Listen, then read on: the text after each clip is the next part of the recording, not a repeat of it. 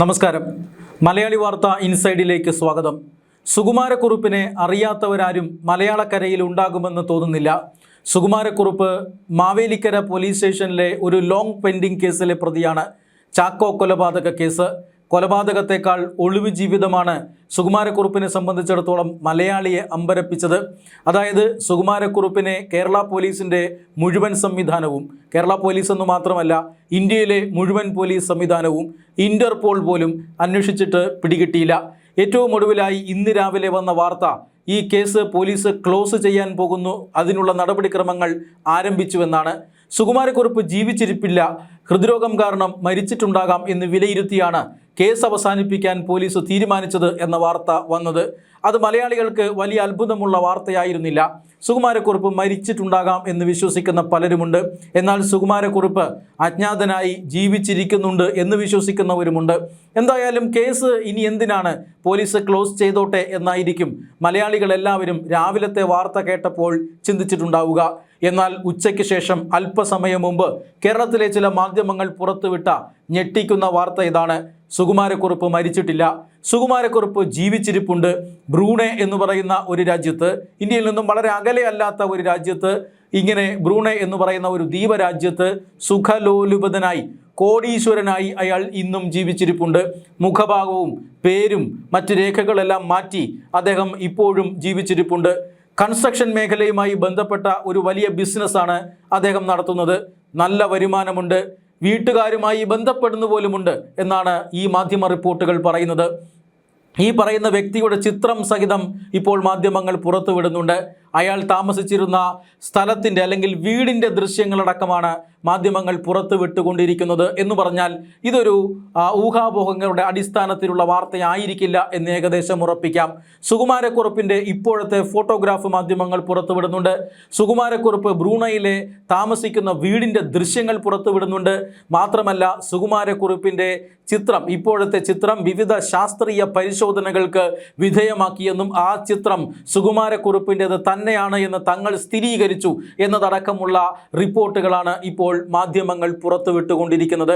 അതായത് സുകുമാരക്കുറുപ്പ് മരിച്ചിട്ടില്ല എന്ന് മാത്രമല്ല, ജീവിച്ചിരിപ്പുണ്ട്, ബ്രൂണയിൽ ജീവിച്ചിരിപ്പുണ്ട്, സുഖലോലുപിതനായി കഴിയുന്നു. കൊലപാതകം കേസിലെ പ്രതിയാണ്.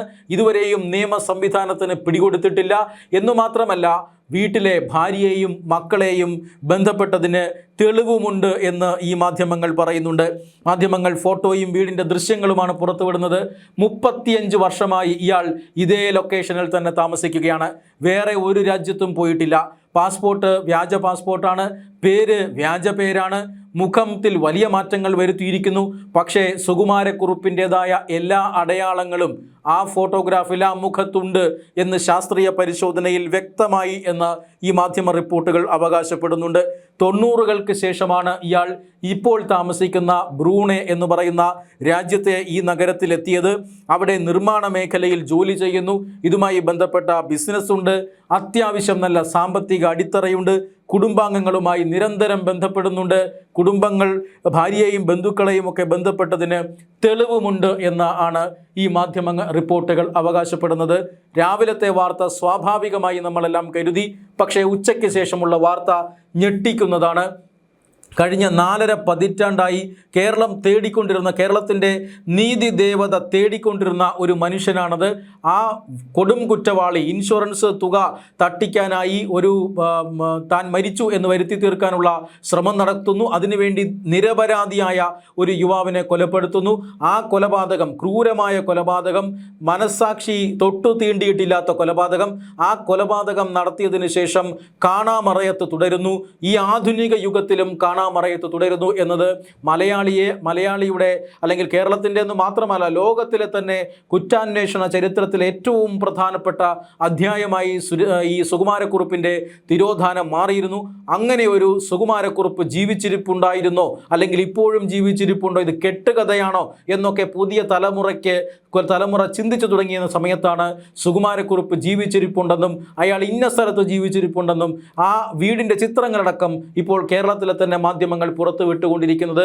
ഒരു കാര്യം ഓർക്കണം, ഇന്റർപോൾ അടക്കം അന്വേഷിച്ചിട്ടും കിട്ടാതിരുന്ന ഒരു വിവരമാണ് മാധ്യമങ്ങൾ പുറത്തു കൊണ്ടുവന്നിരിക്കുന്നത് എന്നത് വളരെ പ്രധാനപ്പെട്ട ഒരു കാര്യമാണ്. ഈ റിപ്പോർട്ട് ശരിയാകണമെന്നില്ല. അതായത് ഇപ്പോൾ പുറത്തുവിടുന്ന മാധ്യമങ്ങൾ പുറത്തുവിടുന്ന റിപ്പോർട്ട് ശരിയാണെങ്കിൽ തീർച്ചയായും ഇതൊരു വലിയ വഴിത്തിരിവാണ് എന്ന കാര്യത്തിൽ തർക്കമൊന്നുമില്ല. ഇനി ഈ ഒരു വാർത്തയുടെ മറ്റൊരു വശമുണ്ട്. അതായത് ഇങ്ങനെ ഒരു വാർത്ത വരുന്നത് കേസ് ക്ലോസ് ചെയ്യുന്നു എന്നൊരു വാർത്ത വന്ന് മണിക്കൂറുകൾക്ക് ശേഷമാണ്. സുകുമാരക്കുറുപ്പിനെ ഒളിവിൽ കഴിയാനായി എല്ലാ സഹായവും ചെയ്തു കൊടുക്കുന്നത് ഇവിടെ വൻ സ്വാധീനമുള്ള ഒരു സംഘമാണ് എന്ന വാർത്ത നേരത്തെ തന്നെ വന്നിരുന്നു. പോലീസിലും രാഷ്ട്രീയത്തിലുമൊക്കെ ഉന്നതമായ സ്വാധീനമുള്ള ചില ആളുകളാണ് സുകുമാരക്കുറുപ്പിനെ നിയമത്തിൻ്റെ കണ്ണിൽ നിന്നും മറച്ചു പിടിക്കുന്നത് എന്നൊരു ആരോപണം നേരത്തെ ഉയർന്നിരുന്നു. ഇതുമായി ബന്ധപ്പെട്ട അന്വേഷണം നടത്തിയ ഒരു അന്വേഷണ ഉദ്യോഗസ്ഥൻ പോലും അത്തരത്തിലൊരു ആരോപണം ഉന്നയിച്ചിരുന്നു. സുകുമാരക്കുറുപ്പിനെ പിടികൂടാനുള്ള എല്ലാ കാര്യങ്ങളും ഉൾപ്പെടുത്തിക്കൊണ്ട് തൻ്റെ അന്വേഷണ റിപ്പോർട്ട് താൻ അധികാരികൾക്ക് കൊടുത്തിരുന്നു. പക്ഷേ ആ അന്വേഷണ റിപ്പോർട്ട് ഉന്നതങ്ങളിൽ നിന്നും പൂഴ്ത്തിവെക്കപ്പെട്ടു എന്നൊരു ആരോപണം അലി അക്ബർ എന്ന പോലീസ് ഉദ്യോഗസ്ഥൻ കുറച്ചു കാലം മുമ്പ് ഉന്നയിച്ചിരുന്നതാണ്. അയാൾ ഇപ്പോഴും ആ ഒരു ആരോപണത്തിൽ ഉറച്ചു നിൽക്കുന്ന പോലീസ് ഉദ്യോഗസ്ഥനാണ്. എന്തുകൊണ്ടാണ് സുകുമാരക്കുറുപ്പിൻ്റെമായി ബന്ധപ്പെട്ട അല്ലെങ്കിൽ സുകുമാരക്കുറുപ്പിനെ പിടികൂടാനുള്ള ശ്രമങ്ങൾ ഉന്നതങ്ങളിൽ അട്ടിമറിക്കപ്പെടുന്നത്?